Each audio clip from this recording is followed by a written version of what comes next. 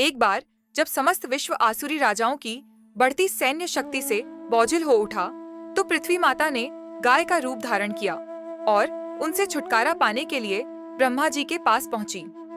माता पृथ्वी के संताप पर दया करके ब्रह्मा जी, शिव जी तथा अन्य देवताओं समेत गाय रूपी धरती को अपने साथ लेकर क्षीर सागर के तट पर पहुंचे और भगवान विष्णु को, जो दिव्य परमानंद में एक द्वीप पर शयन कर रहे थे, प्रसन्न करने के लिए स्तुतियां की। तत्पश्चात ब्रह्मा जी ने महाविष्णु की सलाह समझकर सूचित किया कि असुरों का भार हटाने के लिए विष्णु पृथ्वी पर प्रकट होंगे। देवताओं को चाहिए कि अपनी अपनी पत्नियों सहित यदुवंश की जनसंख्या बढ़ाने के लिए कृष्ण के संगियों के रूप में प्रकट हों। कृष्ण कृपा से सबसे पहले अनंत देव बलराम के रूप में प्रकट होंगे और कृष्ण की शक्ति योग माया भी प्रकट होंगी। ब्रह्मा जी ने माता पृथ्वी को इसके विषय में सब कुछ बताया और तब वे अपने धाम लौट गए। जब वसुदेव देवकी से विवाह करके देवकी के भाई कंस द्वारा हांके जा रहे रथ पर सवार होकर अपने घर लौट रहे थे, तभी आकाशवाणी सुनाई पड़ी कि देवकी का 8वां पुत्र कंस का वध करेगा।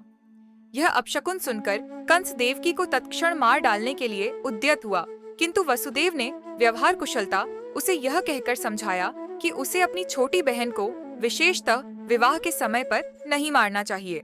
हर देहधारी की मृत्यु अवश्य होगी। हर जीव एक शरीर में कुछ काल तक जीवित रहता है और तब वह दूसरे शरीर में स्थानांतरित होता है, किंतु दुर्भाग्यवश वह शरीर को आत्मा मान बैठता है। यदि इस भ्रांत धारणा से कोई व्यक्ति अन्य व्यक्ति को मारना चाहता है तो उसकी नारकीय के तौर पर निंदा होती है। चूंकि कंस को वसुदेव के उपदेशों से संतोष नहीं हुआ, इसलिए वसुदेव ने एक युक्ति निकाली। उन्होंने यह प्रस्ताव रखा कि वे देवकी की सारी संतानों को लाकर कंस को सौंप दिया करेंगे, जिन्हें वह मार डाले। तो फिर देवकी को अब मारने से क्या लाभ? कंस को यह प्रस्ताव भा गया। समय आने पर जब देवकी के बच्चा उत्पन्न हुआ तो वसुदेव उस नवजात शिशु को लेकर कंस के पास पहुंचे, जो वसुदेव की वदान्यता देखकर चकित रह गया।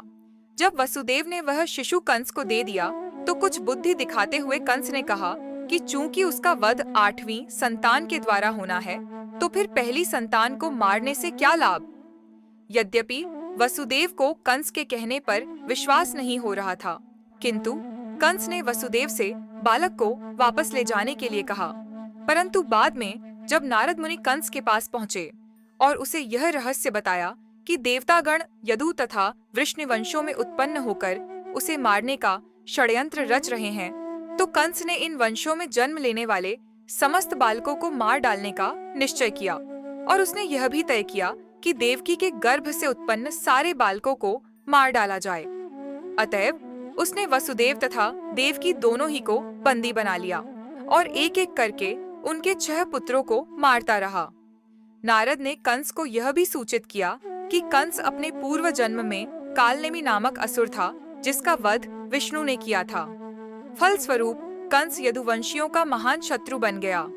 यहाँ तक कि उसने अपने पिता उग्रसेन को भी बंदी बना लिया, क्योंकि वह अकेले राज्य भोग करना चाहता था।